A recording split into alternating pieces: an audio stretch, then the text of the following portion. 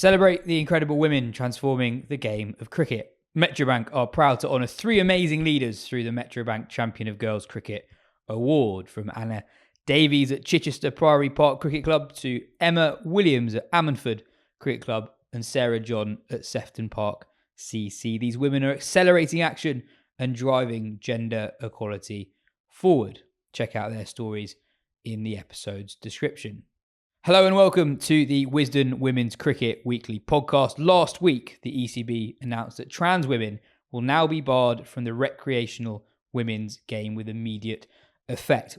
Why have they done this? How does this affect the trans women playing cricket?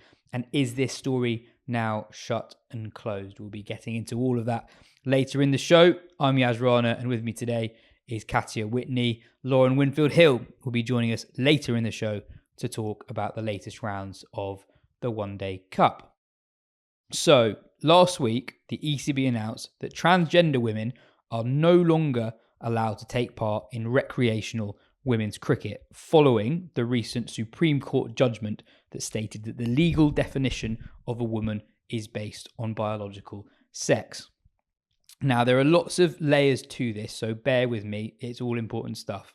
When we asked the ECB on why they changed their rules, they said that their decision was based on the advice they were given by KCs, who are independent and external, who advised them that legal action against the previous policy, which was that trans women could play recreational women's cricket, was likely, and that the ECB needed to act. Now, as you know, this is not a legal podcast, but it is worth stating that this is not a universally accepted reading of the judgment in the legal community. For instance, speaking on BBC Radio 4, former Supreme Court Judge Jonathan Sumption said the ruling did not say it was necessary for sporting bodies to bar trans women from single-sex spaces. He said, "It's quite important to note that you are allowed to exclude trans women from these facilities, but you are not obliged to do it. The judgment does not mean that the sporting authorities have got to limit women's boxing or women's football to biological women." Anyway, we'll give some more context to the change later on in the episode. But first, let's hear from one of the people who is actually affected by the change. Suzi James has been a member of Gunnersbury Cricket Club, the world's oldest women's-only cricket club, who are celebrating their 100th anniversary this summer for decades.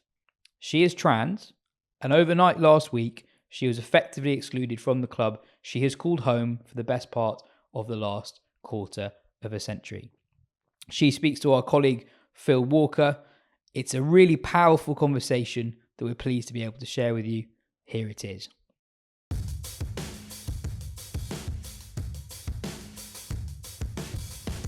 So, Suzi James, a legend, stalwart of Gunnersbury Ladies Cricket Club in North London, who organised a game with me earlier in this season when Gunnersbury Ladies hosted the Cricket Writers 11, and we managed to get that game on last Sunday. But it was a poignant game in some respects because it came on the back of this Supreme Court ruling or indeed clarification, and then the ECB making their own statements. Now, this has been covered elsewhere in the podcast, so we don't need to go into the ins and outs of that because that will be already talked about. But I wanted to talk to you, Suzi. Could you, in brief, tell me about your own story and then how you flowed into getting involved at Gunnersbury, what the club means to you, and where you've ended up now emotionally and psychologically as a consequence of what happened last week? How far back do you want me to go? Because I'm in my 70s now. It's a long story.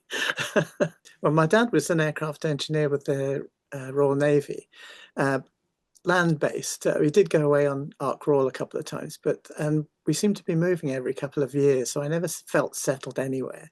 I was an only child and kind of lost myself in books and things like that. I was quite happy. I wasn't bothered that much. I eventually went to boarding school, which was for children of naval parenthood, and so I met up with others in the same boat as me, so I got a decent education. All during that time, from childhood onwards, I felt different. I thought maybe it's just my circumstances, but I'd certainly behaved differently as well. I didn't sort of join in with boys, my friends were girls, and I'd spend time at their house and we just sort of play and do whatever. And that's where I felt most comfortable. When I was 6, I said I want to go to ballet lessons to my parents, who were kind of young, and considering it was the 50s and 60s, they were liberal and from that point of view, and I suppose indulged me. So I joined this Saturday morning sort of class doing ballet. I mean, there weren't any boys there. I mean, I didn't consider myself. I didn't even think about it. I was only 6. I just wanted to dance, so I just joined in with them and did shows with them. It was only later on that my parents said, well, when they went to the shows that I was in, other parents were whispering, saying, that's a boy up there, surely. I was just wearing what they were all wearing, but it didn't bother me. I was too young to understand it. And that's the thing. And then as you get older and people call your names and pick on you, which I got because I was kind of moving school all the time. I never quite joined in sort of the boys things. I later realized I had to do that to survive. I was getting fed up being picked on, having to have fights in playgrounds. It was just crazy. My dad taught me how to box, which helped. And, I'd come home. But he didn't teach you how to play cricket? No, he was not. So all that period, I felt myself disconnected from the world. I was having to play act certain roles which I didn't feel comfortable with, and in my head I was thinking there's something wrong with me. I was born wrong or something, or in the wrong sex. My friends outside of school when I went home were usually daughters of my dad's friends, and we were friends. They would embrace me as a friend who wouldn't hit on them or whatever, but as soon as they started getting boyfriends, I was told, sorry, you can't come round anymore. So eventually I left school and I applied for a job with British Airways, working in finance initially and switching over to IT in the 80s. So I was there right at the beginning and learned an awful lot about IT, and was a technician, then a team leader, and then I got into the business side of things, working with the businesses, scoping out requirements for new systems. And then I was promoted to looking after the upgrades of the computer centers themselves, the hardware, and then again choosing systems. So I started working with procurement. I just kept going, and I ended up, running major projects in British Airways for a replacement of IT, during which time I transitioned. I actually came out at some point. I'm not joking. I was getting to the point of suicide. I was, I had the pills and I was just going to go because I'd had enough. I couldn't see. This was before, internet and all the groups and social media that we have now. People didn't talk about these things. So when was this? Well, that was kind of the late 1990s. Well, I'd started transitioning outside of work. So I was leading 2 lives in a way. It was very weird. Outside of work with certain friends, I was Suzi. At work, I was somebody else. And eventually I went to my boss around 1999 and said, I'm going to transition. I'd seen a doctor who diagnosed I was suffering from what was called gender dysphoria, this feeling you get from feeling you're one thing but having to be something else. Did you know about the term itself? I had started picking up on those things by then, and I was then recommended to see, I did this privately, went to see a top psychiatrist who dealt with people like me in London.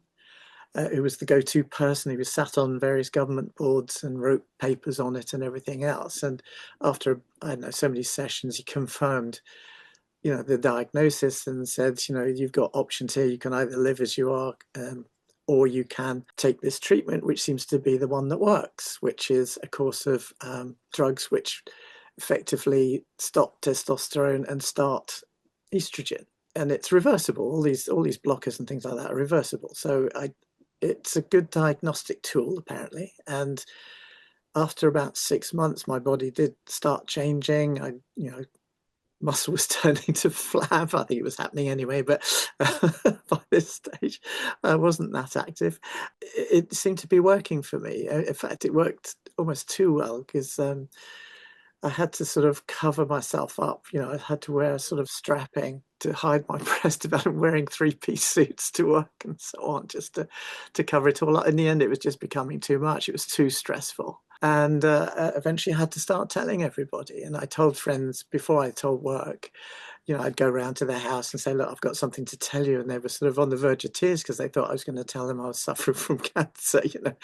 And when I told them, I said, oh, for goodness sake, you know, is that it? You know, well, we kind of knew, you know, there were hints and observations they made, the fact that I bounced off them when they gave a hug, you know. Yeah.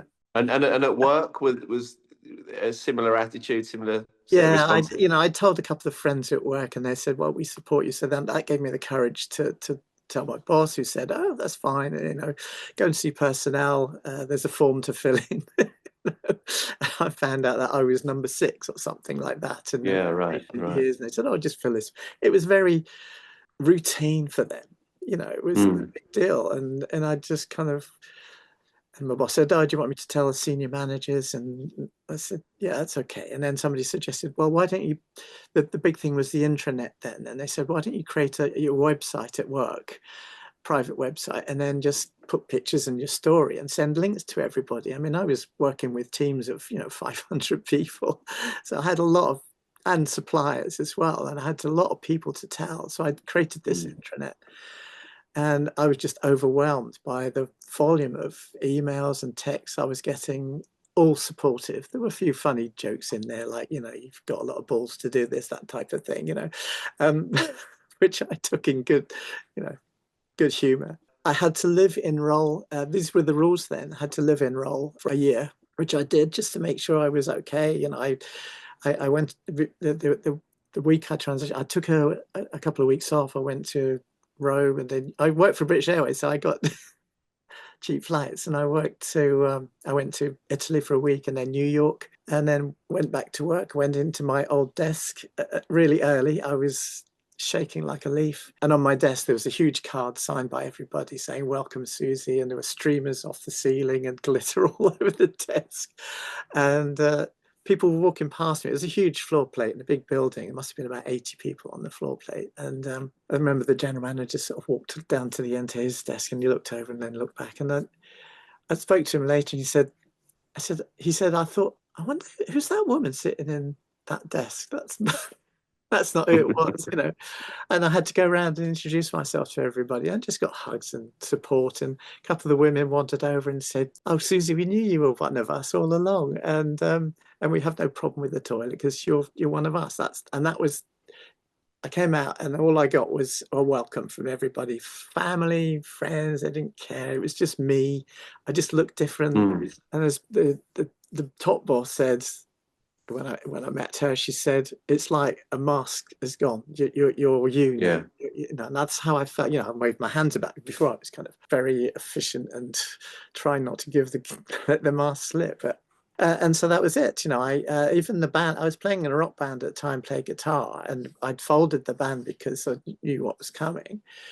And then I got a phone call saying, "Oh, we're down the pub. Come down." And I went in there, and it all greeted me, and they said, "Oh, we're reforming the band with Suzi on guitar." So that was it. I was back in the band and gigging all over the place.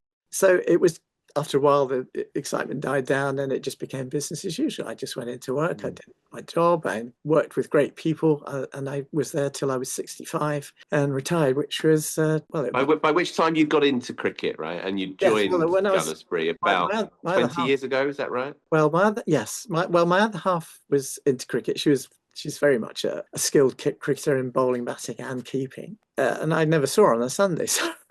So she said, "Oh, I've just heard this club that I've just joined, which was Alexandra Park. They're thinking of forming a women's section," and because she had been playing for the men as a woman. And I said, "Oh, so I'm not going to see you Sunday. So can I join?" She said, "Yeah, why not?" So come down. I'd played a little bit of cricket at school, but it's been ages since. But we were all beginners. It was a development league that had been set up by Middlesex called the North London Women's Cricket League or something like that. And I joined in their inaugural year. And we won the trophy that year, and it was presented by Beth Morgan, which there's little circles within circles here. She being a former Gunnersbury player. Yes, course. exactly. And Yeah. she was, an England player at that time. So we stayed there for 2 years. We won that league twice. And I wasn't particularly good. I wasn't, I was I had no idea about, how to bat. I just very agricultural, I think is the word, just swing and a hit. And I did quite well. I did get runs. And I did try a bit of bowling and decided that it was going to be spin off breaks for me. So I just couldn't keep up the run-ups. I mean, I was 55. And so you played happily for 20 years? Yes.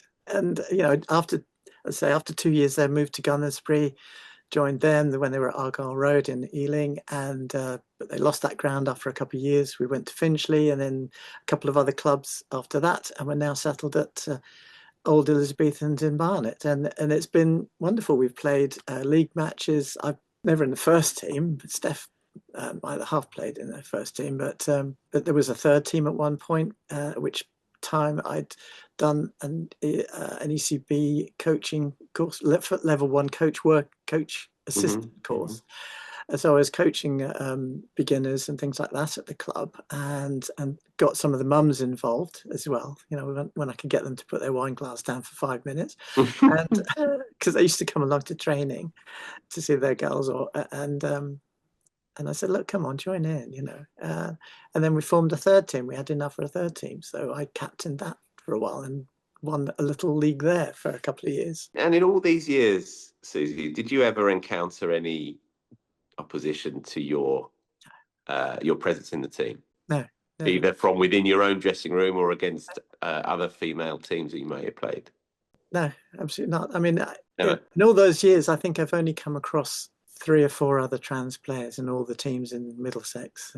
We're talking very, very small numbers. And, younger players. I mean, we had a mum come over to us a couple of weeks ago when there was a friendly match on, and said her daughter had played with us the previous week. And she said her confidence has grown playing with us specifically because we're just cricketers. We're just, and we encourage and we help and we give advice, and they love that, And she said it's been, such a positive experience, and it's nothing to do with where we're trans or not. It was just that we're giving to the club what we've gained from it. And no, nobody ever said you can't come in here or anything like that. And this has just stirred things up. It's just, going to the match I played yesterday for the veterans, which is an open, mixed, friendly group. The men there were saying, "You're just Suzi to us. This is a load of rubbish."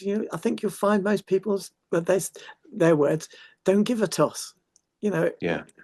Nobody would stop you in a million years. And it's like suddenly I've now had to come out all over again. I'm afraid. Which toilet do I use? People say, "It's the one you always use." If you go into the men's, that's going to be more dangerous. And I've heard that from others who've actually experienced problems. Even, I've got some female friends who are more masculine looking, who've been shouted at in ladies' toilets. And they're, one of them's got 2 boys. But she's got cropped hair and, got a deepish voice. And they said, "Sorry, no men in here, get out, and call in security," and all that sort of crap. Do you feel then that the landscape has changed for the worse compared, say, to 25 years ago when you first began transitioning, and you said you were greeted by work colleagues as well as personal friends? Do you feel like the landscape is more disunited, less harmonious now? I think it is, but I think reigning over it is a lot of confusion. People don't, where do trans men who are sort of these burly butch guys, where are they going to? Well, they're supposed to go in the ladies, and the ladies are saying, "No, we feel uncomfortable with that." So they're saying, I've read a lot of stuff online where they're saying, where did they go? I read an article in one of the big papers about trans man who'd contacted 60 sports clubs around the country and said, "I'm a trans man. What facilities do you have for me?"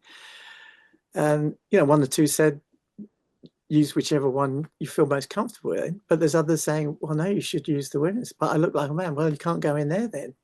It's like nobody knows. It's just turned everything on its head, and there needs to be some clarification. It's just having a blanket ban, it doesn't seem quite right. I know there was in cricket, there was the elite and there was the grassroots kind of division until recently, but now even that's swept away. So we're losing our rights to have an opportunity to participate in team sports, and for the good of our health.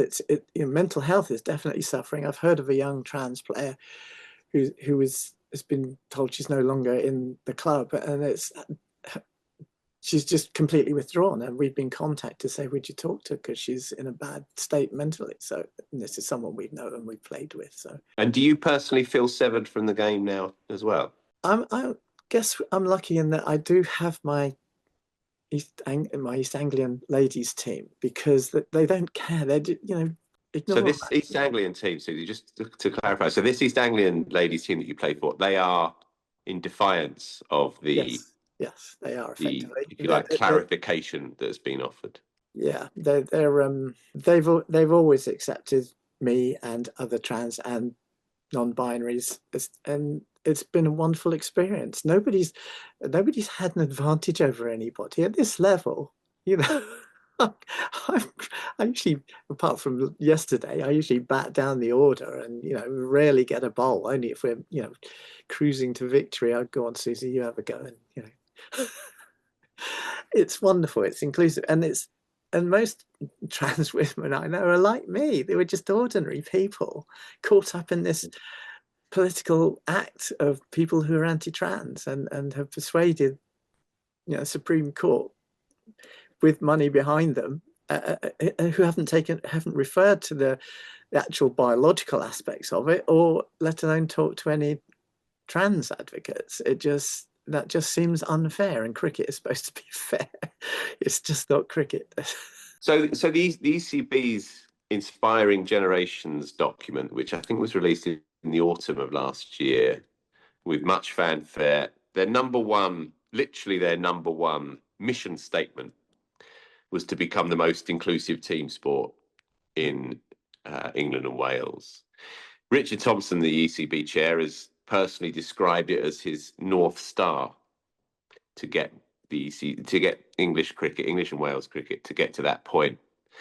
What do you say to those statements? And I can quote back to you: to tackle discrimination and inequalities at all levels, and to, quote, ensure cricket's culture is welcoming to all.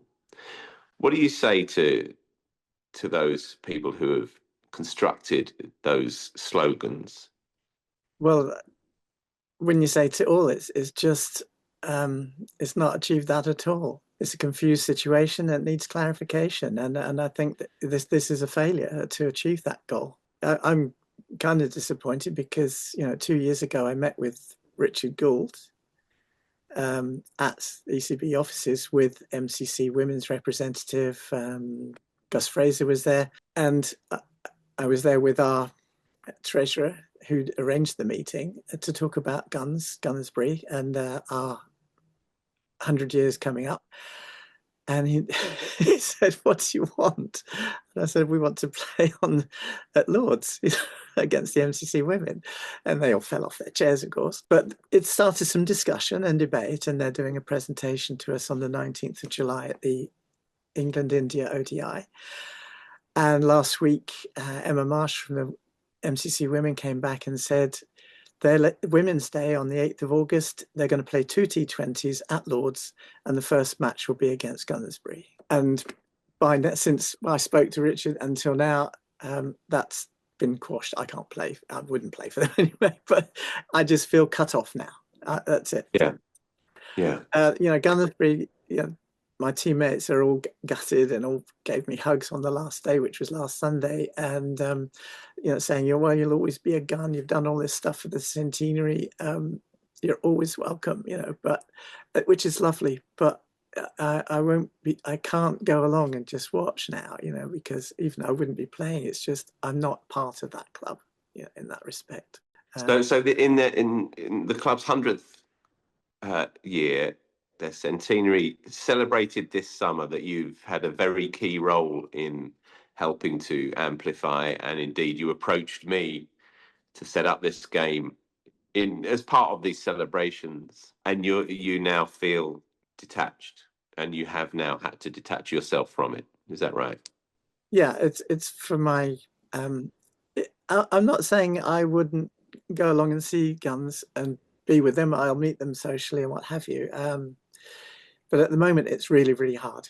It's really hard, you know. And I've had to say I won't be attending some of the sessions I've set up, but because I don't want to be a distraction. I don't want to be the elephant in the room or the trans woman in the room. You know, because it would become a topic of discussion, whatever. I just want them to go and enjoy their meetings or their events that they've set up without having to sort of face me or, you know, feel any awkwardness, because I love them all and they love us. So, you know, they've been put in this position by the ECB and Middlesex, and it's not anything they can do anything about. I hear talk that there some people from some of the women from Middlesex are meeting to talk about it themselves among themselves, but and Gunnersbury will be part of that. But I won't be involved. I won't hear about it until afterwards. But at least they're going to discuss it. But they're not going to be able to challenge it, not at their level. That's going to happen at much higher levels. Do you envisage there being legal challenges from people who have been clearly excluded from playing the game? Well, I think it's going to be challenged at the highest level, in that Victoria McLeod, who's a former High Court judge, I met her when she was a barrister working with my other half, who became a judge and is now going to go to the European Court of Human Rights with another trans representative. I don't know what the approach will be, what the arguments will be, but it's an opportunity to review the British Supreme Court decisions. It hasn't. They said it to provide clarification, but going by everybody's reactions around me, it hasn't really clarified anything. It's come up with a particular definition which misses out on so much, because it's not just genitals. You know? There is brain development as well, which happens in the brain, which it's not so obvious to see. That there is a different, you know, anybody can do the research, but obviously I've done it in the past because I needed to understand that there is differences in brain development during the embryonic and fetal, you know, prenatal stages, and these things can be incongruent, and it happens in, again, looking up the stats just last week, that 1.23%, small percentage, of babies born are what they call intersex, that they have characteristics of both or neither in some cases. And that, you know, an XY child is brought up as a girl, but it's not until puberty that things aren't going quite to plan, and that tests are done and they find that they've got XY genes. So you can't just go by chromosomes. It's a factor, but it's not all of it. There's brain development, you know, who I am, our sense of self, who, when we talk about I or me or whatever, where does that reside? It's not south of the border, it's up here. This is where, you know, we respond to the world, how we think of ourselves. You know, I don't think I'm a woman. I think I'm me. I use this, if you like. This is me expressing myself. We all use our external physical presence to express how we are, who we are, how we, you know, whether we have a little beard going on and whatever. Not me personally, but hairstyles, you know, clothes, fashion. I'm just reflecting who I am. And if the world sees me as a female and it works, then that's great. You know, if they don't, and they go, well, that's a trans female, but, you know, I'll treat her with respect because I'm just a harmless individual just trying to get from one end of my life to the other without any grief. Well, I sort of, and I just, in the last 25, 30 years, I haven't had a problem. It's never been an issue. What has changed? And I think people have been divided by, you know, misinformation, fake science.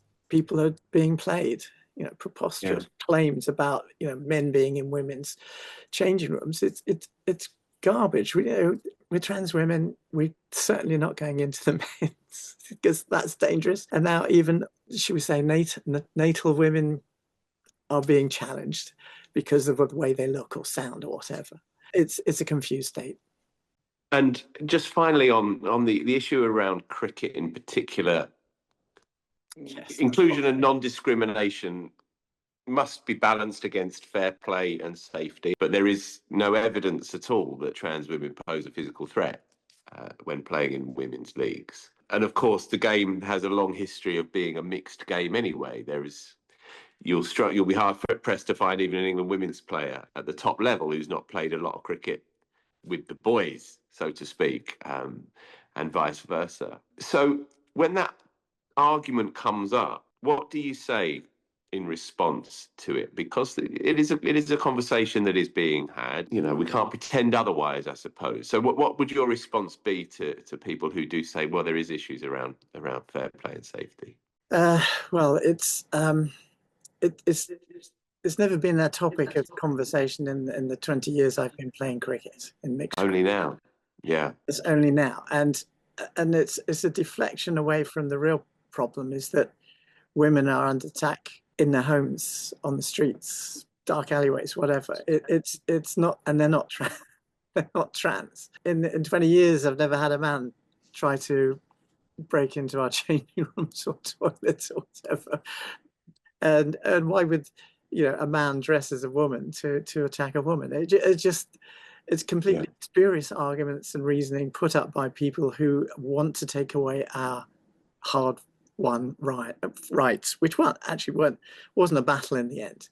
We've had the Equalities Act 2010, we've had the Gender Recognition Act since 2004, and none of that was concerned about people being the risks attached to it. It was never seen that because we're women. We don't attack other women. Why would we do that? Well, it's not a sudden. I didn't find this urge to change, get dressed, and go right. I'm going to attack some women. It's non-existent. It's ludicrous. It's not a real. Where are the stats? Where's the proof? Like I said, there's only a handful of trans, and some of them couldn't punch their way out of a paper bag. It's completely irrational. There's another issue which upsets me is people refer to genital mutilation. Well, there's young girls, babies are having their genitals mutilated because of some superstitious religion. And in this country, again, I've one for stats, there have been 143,000 cases of FGM, female genital mutilation, and another 60,000 are at risk. Where's the outcry about that in this country? No, we're after this non-existent issue of trans women attacking women in their changing rooms. And no, we're just like everybody else in that changing room. We're thinking about the shopping. We're thinking about what we're going to have for dinner tonight. Sort of, doctor's appointments, bills to pay. They're like everybody else. Finally, if later this year the ECB march at Pride, as they did last year and I believe the year before, and if you see certain players wearing the rainbow laces, as happened last year, or as we saw, I think Jimmy Anderson wearing a T-shirt with "No to Transphobia" on the back, and you see these cosmetic statements, what would your feeling be? Well, again, disappointment, because these are influential people who could actually say something and do something for us. Because, like I say, we're just small in number. In the whole population, we're less than 1%. I think trans women are about the last consensus of 43,000. Out of 80 million people. Of course, there may be others, hiding it, getting away with it, whatever, not even putting it on the consensus form, but we're talking a tiny number. So I think a lot of people feel, well, it's not like there's hundreds of thousands of people banging on the doors saying, let us in. We need people to represent us and to speak up and to say this, these things have got no grounds for this blanket ban. It's just irrational and ridiculous given the numbers and the lack of evidence. I'd be disappointed if they don't speak up for us, but if they display the symbols and signs, I'm saying, what we need your voice, not just flags and laces.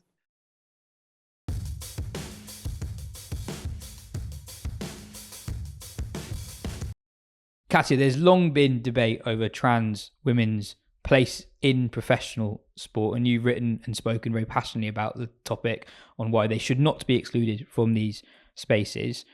The ECB have ostensibly made this change on legal grounds, but before we go any further, it is worth stating that this ruling is about club cricket, not professional cricket. So this is the cricket that people listening to this will be playing on a Saturday and a Sunday, not the stuff you see on TV. Yeah, and that's a quite an important distinction. And I think while it's clear from stuff we've written and said in the past that what our thoughts are on the ban of women playing professional cricket, the reasoning behind this ban is different. Both the ICC's ban and the ECB's ban on trans women playing professional women's cricket centre around the argument that trans women performing at an elite level hold an intrinsic physical advantage over cis women performing at an elite level, which both creates an unfair advantage and threatens cis players' safety. That's the argument. Worth saying at this point as well, there's no consensus over that. Cricket Australia still allow trans women to compete in professional women's cricket, but that's not what we're discussing right now. This ban, as you've said, is purely about the ECB's interpretation of that Supreme Court judgment on the definition of what a woman is, thus denying that trans women are women and excluding them from women's spaces. They can say their hands were tied by legal challenges, but as we'll get on to, the way in which they've gone about this ban is absolutely horrific. The argument of trans women holding an intrinsic physical advantage at a recreational level simply does not hold, where like in recreational cricket, skill and ability vary so widely. The whole point of recreational cricket, as you've put it in the last few days, is that you find your level, and players of a similar age and roughly similar skill level are able to compete each other without, in quotation marks, posing a danger to each other.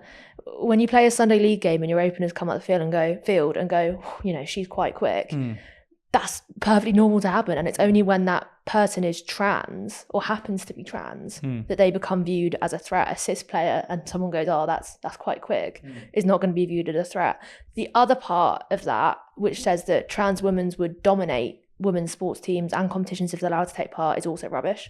There's never been a trans player or a trans woman who has done that. It simply does not happen. And at a recreational level specifically, where it's not meant to be serious, opportunities to play should be limited, not finite. And reducing that is just, it doesn't make any sense in the recreational game. No trans woman is taking away a cis woman's opportunity to play cricket at a recreational level. That doesn't happen. The only community this ban will change anything for is the trans community, because the cis community is not affected by trans women playing on women's sports teams. It doesn't happen. And it feels a very cold decision that's been taken very quickly and has so many problems that stem from it. Yeah, so just to clarify, from the ECB's point of view and in the statement that they released around the rule change, they have solely focused on the legal reasons. They've not gone into danger, although that is part of the broader debate that is played out on social media. And yeah, I just echo what you say. Anyone who goes down that avenue, I think, is being disingenuous. There is, as far as I can see, literally zero evidence that there has ever been a trans woman playing recreational women's cricket that's been capable of being dangerous in inverted commas. And it's not as if cricket has any safeguards in place anyway to prevent dangerous mismatches from happening. You know, I've played in club cricket games where some bloke rocks up bowling 80 miles per hour and we've got a kid on our team. There's never been any safeguards to prevent cases like that. And I've been, when you're a kid, and especially when playing as a kid when the women's game was still developing, when the women's team don't have an 11 to get together, they draft from the under 15s, the under 13s, and there's no thought keep going lower. there's no thought process to, can this player actually play? It's just, can we get an 11 out on the field? Yeah. Next up, I'm going to read out a statement from the LGBTQ plus charity Stonewall on the speed of some of the decisions made by governing bodies. As I said earlier, we're not a legal podcast, but I think it's important to address the legal question because that is the reasoning given by the ECB. So Stonewall say, the recent decisions of sporting bodies to ban trans women from women's sport has been made too soon, before the implications of the Supreme Court's ruling has been worked through by lawyers and politicians, or before guidance has been issued. It is incredibly disappointing as several of them have been long-term and vocal supporters of our Rainbow Laces campaign, advocating for inclusion in sport for all ages and at all levels. This is widely acknowledged to be an incredibly complicated ruling, and its wide-ranging impact is still being worked through by the legal fraternity. All organisations should be waiting to see how and in what way guidance is changed before making any changes to their own policies. And Katia, the speed there is relevant. The speed at which the ECB have not only made the ruling, but have also implemented it. Because that's not the case in every sport. Cricket has said, from right now, these are the rules. Other sports haven't necessarily done that. Yeah, and as you said, that ban from the ECB that was put in place last week comes into effect immediately in response to that Supreme Court decision. So it has no time, and as part of that ban, there was no formal offer of support to the players that the ban would affect, or time for them to process it before they were banned from playing for their clubs. It very much an overnight, you can't play anymore. There was no time to work out for those players how they would move forward with that. And the other ramification for that, as we mentioned earlier, it feels like there hasn't been enough time to properly understand the ramifications of that Supreme Court ruling in terms of what sporting boards are required to do from that ruling. And it does set the ECB apart from others, like, for example, England Netball, who have made a decision that trans women will be banned from playing in women's netball leagues, but that will not come into effect until the 1st of September. So until the 1st of September, trans women can still participate in women's netball. And what that does is it allows time, as I said, to process, but also time for lawyers to work their way through or pick their way through the legal wording of the document, and time to change. So if for example there is conclusive thought that this wasn't required to act like this, then there's a different way to move forward. And to quote England Netball's press release, England Netball have published the gender and eligibility participation policy that will come into effect across the game from September 1st, 2025, and includes information relating to transgender players. We are now working to support the netball family to ensure that netball facilitators are adequately prepared for the upcoming season. Until this time, trans inclusion guidance, which was last updated in August 2024, remains in place.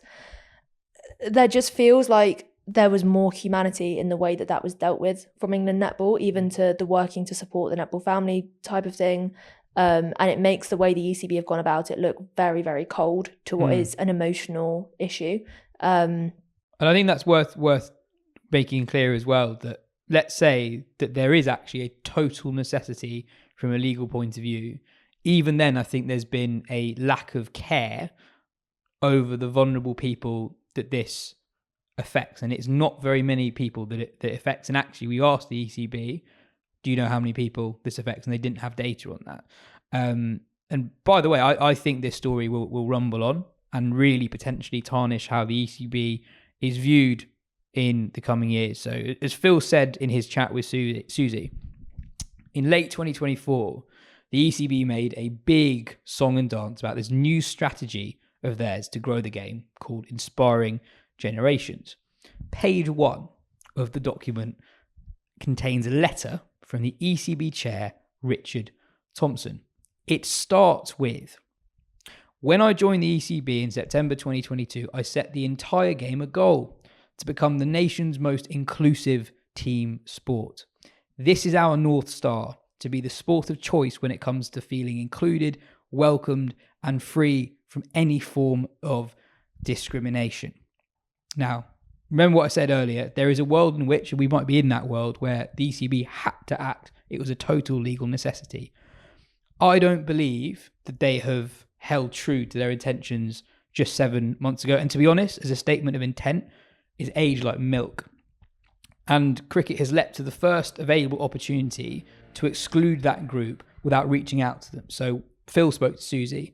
The journalist Evie Ashton has spoken to, I think, at least 4 members of the trans community. And 5 of those people have said that they have not had any direct communication from the ECB since the news broke a week or so ago. And I think it needs to be called out for what it is, the Inspiring Generation stuff. It's corporate waffle. It's totally meaningless. And I don't think there's much substance behind it. And this is off topic, but related. But cricket cannot seriously aspire to be the most inclusive team sport when this is how they treat this question.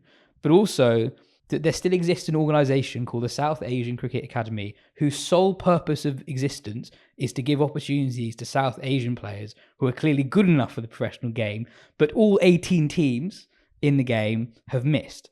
And I think it's depressing.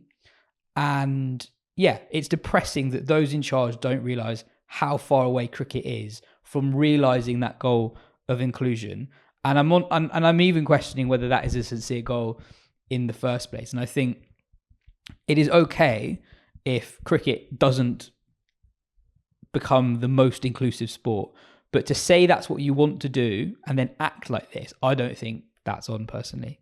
But yeah, I think that wording as well, that was it Richard Gould or Richard Thompson? Richard Thompson, that diversity, equity, inclusion is a North Star. That's so comprehensive, as in that this is your personal mission almost, and then to act in this kind of way, it doesn't feel just disingenuous. It almost feels, I can't think of the right word, but it just feels ridiculous that the hypocrisy is so there and in your face. Word, yeah. Hypocrisy, and you pointing it out is almost pointless because it's so obvious. And we haven't even got on to what's going to happen with Pride Month. I was literally going to ask you. So with Pride Month around the corner, one professional has already gone on the record expressing their discomfort with what's happened. This is going to rumble on. Yeah, it is going to rumble on, and Pride Month could genuinely be really tricky. Pride Month is in June, by the way, so it's not like there is any time for the dust to settle or for people to settle down slightly. This is a very fast moving issue that's coming forward.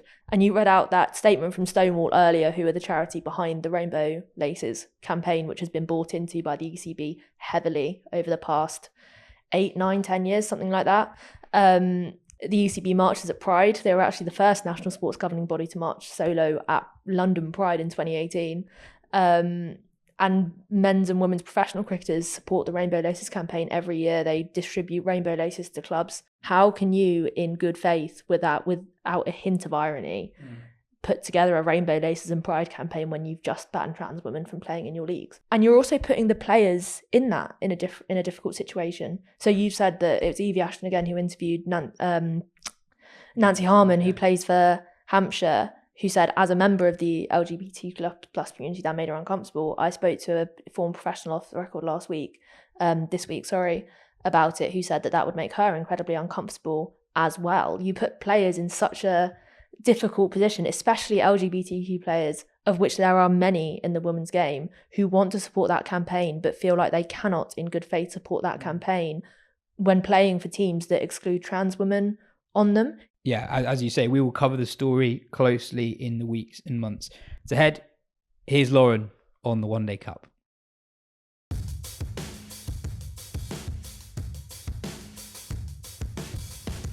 Lauren, since we last spoke, there have been a couple of rounds in the Metrobank One Day Cup. I'll pick out a few highlights. So Warwickshire chased down 314 against Surrey at Beckenham, quick 60s for Davina Perrin and Beth Ellis for Warwickshire, outdoing 100 from Sophia Dunkley. That is the highest successful ever chase in domestic 50-over cricket in England. Elsewhere, Tammy Beaumont's in amazing form. She's hit 2 unbeaten hundreds in as many chases in the last week. One against Essex, where Grace Scrivens hit 120 of Essex's 230 runs. The Blaze won that game with 10 overs to spare. And another difficult run defence for Surrey. Lancs chased down 297 against them at Southport. Katie Mack whacked 84 off 64. Fee Morris 90 off 76 in the run chase. And Somerset beat Warwickshire the other day. Sophie Luff scoring 100 as Somerset scored 297. Warwickshire didn't really get that close. The table is beginning to take shape, and one of the predictions we have got right recently is the Blaze are doing really well. They're followed by Somerset, then Hampshire, then Lancashire in the all-important top 4. And I think the most striking thing out of those teams is they're really strong bowling outfits.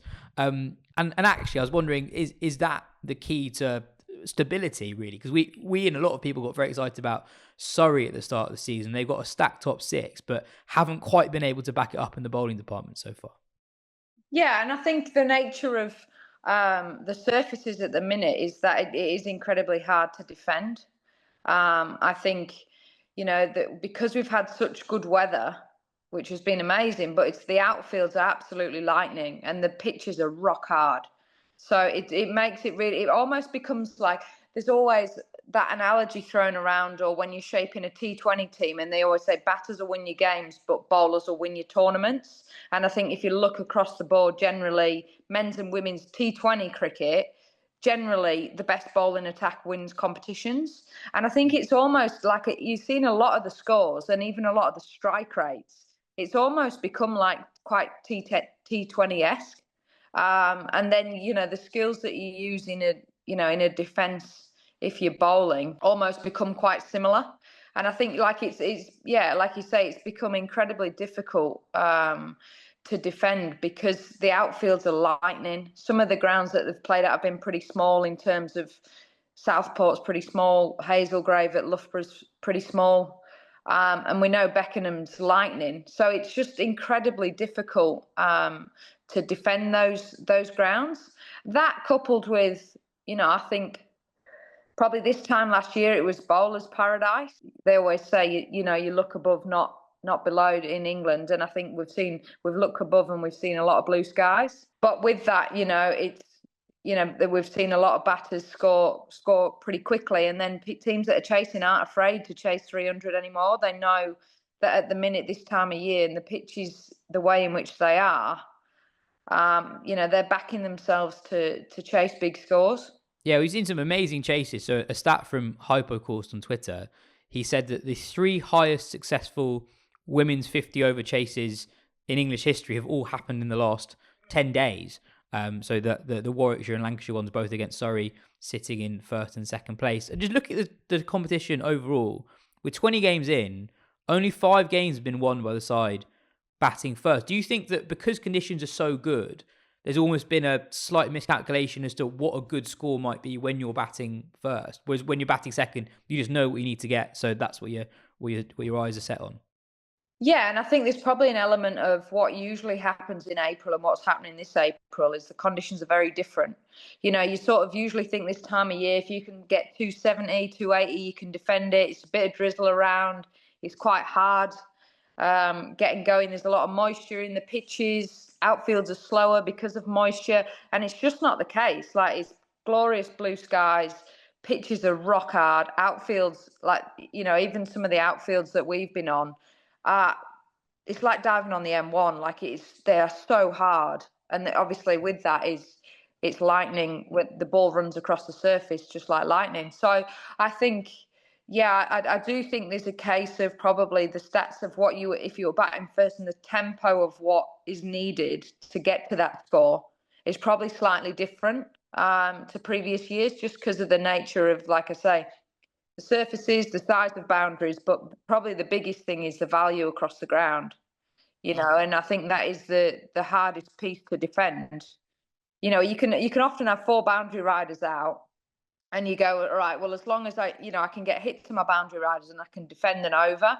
But at the minute, the outfields are so quick that actually if you hit it hard either side of a boundary rider, you're still getting 4. So it becomes nearly impossible to defend at times. We're really seeing the value of high quality spin in the early stages of the season. So if you look at the top 3 sides, Blaze, Somerset and Hampshire, Charlie Dean, Amanda Jade Wellington, Lindsay Smith, Sarah Glenn's of this world have all been excellent. And I know they're all very different spinners, but they are almost a class above at the moment. And I wanted to ask about Lindsay Smith because, okay, so Sophie Eccleston's not playing at the moment, so she doesn't come into the equation. But Lindsay Smith's numbers, if you look at the leading wicket takers in the competition, she stands out as the best on paper so far. 9 wickets at 17s, economy rate of 3.85 runs and over. It feels like she's sort of gone under the radar over the last few years, and she's come back into the England equation a little bit over the winter. What is it that makes her so effective? Because over a really long time now, she has been doing so well in domestic cricket and really standing among the best in the game. I think it's just her groupings. Like, she hits the stumps. She barely comes off the stump. She hits a really good. Her biggest strength is probably her consistency. I think as well, she's quite short in nature, so she's not easy to sweep and play cross-batted shots to, because you sort of don't get that stand-up bounce that you maybe get with someone like a Sophie Eccleston. So it sort of just skids on. But the whole time the trajectory is just in and around the stumps. So I think the best thing about Lindsay as well, if you look at that 3.8 economies, the impact that has on the bowler at the other end. So you talk about bowling in partnerships. If you've got her being really miserly at one end, the chances are someone at the other end's taking more wickets as well. So not only is she high on the wicket taking list, she probably influences the person at the other end. But I think it's a really interesting point knowing where she is in all of this, because like the piece that really surprised me in the winter was obviously she was in and around the Ashes stuff, but then she wasn't on the the England day against Aussie trip. So it's like, okay, where is that? Is that a sign of she's above that or below that? Like, where does she sort of sit in the pecking order? And it's hard to know really where she's seen at the minute. I mean, throwing it forward to next week, Lauren, the next time we chat, we'll have an England squad to talk about. Do you think there'll be any surprises when that's released? I know you put forward the idea a couple of weeks ago that Amy Jones may well open the batting. That's what she's doing so far early on in the season. She did that in an intra-squad warm-up game at Loughborough as well. Anything else do you think that might come up as a bit of a surprise? I don't know. I feel like I've thought about that Amy Jones one as well, and then Maya Boucher's got going a bit. So then it's like, oh, okay, now you've got a conundrum, and like it's not even my conundrum, but I'm like, oh, now what do you do?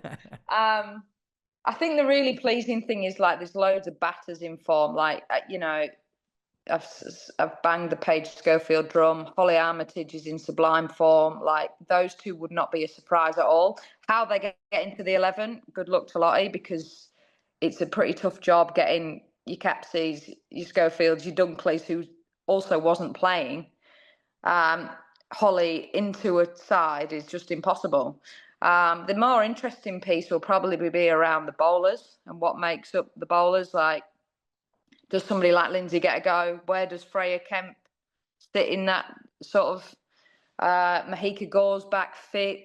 We haven't seen Lauren Filer yet. So I think there'll be more, not surprises, because I think we'll see similar people who we have seen. But it's like, okay, well, how do you get them in? And in what formats do you get them in? Because like you say, you've got someone like Mahika who hasn't played and been around for a bit because she's been injured, but she's now back fit. Lindsay's done everything to bang the door down, but how does she get in with Charlie Dean, Sarah Glenn and Sophie Eccleston? Can I throw another name at you?